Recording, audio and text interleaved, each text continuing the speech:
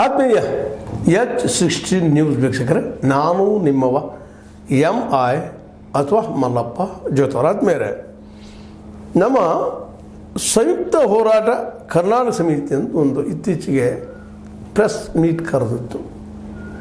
ಸಂಯುಕ್ತ ಹೋರಾಟ ಕರ್ನಾಟಕ ಸಮಿತಿ ಅಂತೇಳಿ ಅದರಲ್ಲೇ ಈ ಸಮಿತಿಯ ಸಂಯೋಜಕರಾದಂಥ ಬಡಗಲಪುರ ನಾಗೇಂದ್ರ, KV ಭಟ್, S ವರಲಕ್ಷ್ಮಿ, ನೂರ್ ಶ್ರೀಧರ, T ಯಶವಂತ ಇವರೆಲ್ಲರೂ ಇಂಥವ್ರು ಇನ್ನೂ ಅನೇಕರು ಕುಡ್ಕೊಂಡು ಪ್ರೆಸ್ ಮಾಡಿ ಈ ಒಂದು ಹೋರಾಟ ಮಾಡ್ತೀವಪ್ಪ ನಾವು 20ನೇ ತಾರೀಕಿಗೆ ಮೇ 20ಕ್ಕೆ ಕಾರ್ಮಿಕ ಮತ್ತು ರೈತ ವಿರೋಧ ನೀತಿ ರದ್ದುಪಡಿಸಿ ಅಂತ ಹೋರಾಟ ಮಾಡ್ತೀವಿ.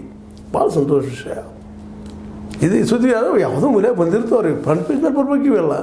ಅದು ನಮ್ಮ ದುರಂತ ಏನಪ್ಪ ಅಂತಂದ್ರೆ ಪತ್ರಿಕೆ ಯಾವುದೋ ಒಂದು ಮೂಲೆಯಲ್ಲಿ ಬಂದಿರ್ತಾವೆ. ಯಾಕಂದ್ರೆ ಬದಲಾವಣೆ ಅನ್ನೋದು ಭಾಳ ಮಹತ್ವದ. ಅದನ್ನು ಮಾಡೋಕ್ಕೆ ಯಾರೋ ಪ್ರಯತ್ನ ಮಾಡ್ತಾ ಇರ್ತಾರೆ, ಅವ್ರಿಗೆ ಪ್ರಚಾರ ಸಿಗೋದಿಲ್ಲ. ಸುಮ್ಮನೆ ಒಂದು ಯಾವುದೋ ಮೂಲೆ ಪ್ರಕಟ ಮಾಡೋದು, ಯಾರು ನೋಡ್ತಾರೆ, ಬಿಡ್ತಾರೆ. ಅಲ್ಲಿ ಹೋಗೋದ್ರಾಗ 10-20 ಮಂದಿ 100,000 ಮಂದಿ ಕೂಡ್ತಾರೆ. ಯಾಕಂದರೆ ಇವತ್ತು ವ್ಯವಸ್ಥೆ ಹೆಂಗಾಗಿಬಿಟ್ಟದಪ್ಪ ಅಂತಂದ್ರೆ ಜನಸಾಮಾನ್ಯರ ಪರವಾಗಿ ನಾವು ಹೋರಾಟ ಮಾಡ್ತೀವಿ ಅಂದರೂ ಸಹಿತ, ಯಾಕಂದರೆ ಹೋರಾಟ ಮಾಡಬೇಕು ಅನ್ನೋ ಮನಸ್ಥಿತಿ ಇದ್ದವರು ಪಾಪ ಆರ್ಥಿಕವಾಗಿ ಅಭದ್ರಿರ್ತಾರೆ. ಅವ್ರದ್ದೇ ಗಾಡಿ ಖರ್ಚು ಹಾಕ್ಕೊಂಡು ಅಥವಾ ಬಸ್ ಖರ್ಚು ಹಾಕ್ಕೊಂಡು ಬರಲಾರ ಸ್ಥಿತಿಯೊಳಗೆ ಅವ್ರು ಇರ್ತಾರೆ. ಅಂತ ಹೇಳಿದಾಗ ಇವರೆಲ್ಲ ಗಾಡಿ ಕೊಟ್ಟು, ಮತ್ತಿನ ಕೊಟ್ಟು, ಊಟ ಕೊಟ್ಟು ಬರ್ರಪ್ಪ ಒಂದು ನಮ್ಮ ಸಭೆ ನಡೆದಂತ ಯಾರು ಹೇಳಿಕ್ಕೆ ಸಾಧ್ಯ ಇಲ್ಲ. ಹೀಗಾಗಿ 100 ಜನರು ಕೂಡ್ತಾರೆ, ಕೊಡ್ಕೊಂಡು ಏನೋ ಪಾಪ ಒಂದು ಘೋಷಣೆ ಮಾಡ್ತಾರೆ, ವಿರೋಧ ಮಾಡ್ತಾರೆ, ಇದಾಗಲಿ ಬದಲಾಗಲಿ ಅಂತಾರೆ. ಇವೆಲ್ಲ ನಾವು ನೋಡ್ತಾ ಇದ್ದೀವಿ ಸಾಮಾನ್ಯವಾಗಿ. ಅದಕ್ಕಾಗಿ ಇನ್ನೊಂದು ಏನಾಗ್ಯದಪ್ಪ ಅಂದರೆ ಇಂಥ ಹೋರಾಟಗಳಿಗೆ ಸಂಘಟನೆಗಳು ಮಾಡ್ಕೊಡ್ತಾ ಇರ್ತಾರೆ. ಮುಂಜಾನೆ ಸಂಚಾರ ಮಾಡೋದು, ಸಂಘದಿಂದ ಯಾರು ಇರ್ತಾರೆ, ಒಂದಿಷ್ಟು ಅವ್ರಿಗೆ ಇಸ್ಕೊಂಡು ಹೋಗುವಂಥವ್ರು ಅದಾರ, ಇಲ್ಲಂತಲ್ಲ. ಆದರೆ ಈ ಸಂಘಟನೆ ಒಂದು ಸ್ವಲ್ಪ ಡಿಫ್ರೆಂಟ್ ಅಂತ ಅನಿಸ್ತು. ಅದಕ್ಕೆ ಒಂದಿಷ್ಟು ನಿಮ್ಮೊಂದಿಗೆ ಮಾತಾಡಬೇಕು ಅಂತೇಳಿ. ಯಾಕಂದ್ರೆ ನೂರ್ ಶ್ರೀಧರ ಆಗಿರ್ಬೋದು, ಇನ್ನುಳಿದವರಾಗಿರ್ಬೋದು, ಇವರೆಲ್ಲರೂ ಒಂದು ಹೋರಾಟಗಾರರ ನೆಲೆಗಟ್ಟಿನಲ್ಲಿ ಬಂದಂಥವ್ರು. ಅದಕ್ಕಾಗಿ ಇಂಥವ್ರ ಬಗ್ಗೆ ಒಂದಿಷ್ಟು ನಾವು ಜನರಿಗೆ ತಿಳಿಸ್ಬೇಕಾಯ್ತು ನಮ್ಮ ಕೆಲಸ ಅಂತ ತಿಳ್ಕೊಂಡಿದ್ದೀನಿ. ಆ ದಿಶೆಯಲ್ಲೇ ಈ ಒಂದು ವಿಚಾರ ಏನು ಅವ್ರ ವಿಚಾರಗಳು ಅಂತ ವಿಚಾರ ಮಾಡಿದಾಗ, ಕಾರ್ಮಿಕ ವಿರೋಧಿ 4 ಕಾಯ್ದೆಗಳು ಮತ್ತು ರೈತ ವಿರೋಧಿ ನೀತಿಗಳನ್ನು ರದ್ದುಪಡಿಸುವುದು, ಕಾರ್ಮಿಕರನ್ನ ಶೋಷಣೆ ಮಾಡುವಂಥದ್ದು.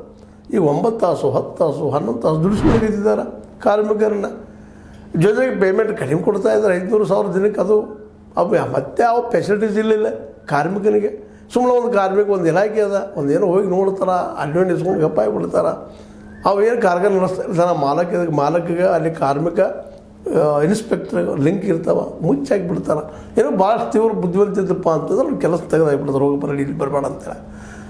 ಈ ರೀತಿಯಾಗಿ ಇಡೀ ರಾಜ್ಯದಷ್ಟೆಲ್ಲ ದೇಶದ ಈ ಕಾರ್ಮಿಕರ ಪರಿಸ್ಥಿತಿ, ಅದರಲ್ಲೂ ಕಾಂಟ್ರಾಕ್ಟ್ ಲೇಬರ್ಸ್ಗಳ ಪರಿಸ್ಥಿತಿ ಭಾಳ ಹೇಳಲಿಕ್ಕೆ ಆಗೋದಿಲ್ಲ. ಇನ್ನು ರೈತರದಂತೆ ಪಾಪ ಅವ್ರದ್ದು ಯಾರು ಹೇಳಲಿಕ್ಕೆ ಸಾಧ್ಯನೇ ಇಲ್ಲ.